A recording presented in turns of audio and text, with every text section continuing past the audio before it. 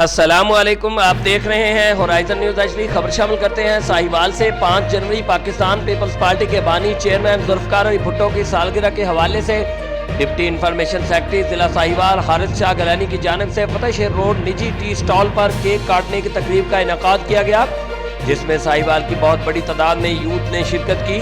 اس موقع پر سٹی ساہیوال کے general secretary Haider بھٹی، doctor مجید، گلفام حیدر قریشی، ارشاد کمبو، عبدالغفار، میاں علی رضا، احمد بھٹی، ندیم اقبال، مون گجر، بوبی، جانی جٹ، زین، حسنین، علی حیدر و دیگر نے شرکت کی۔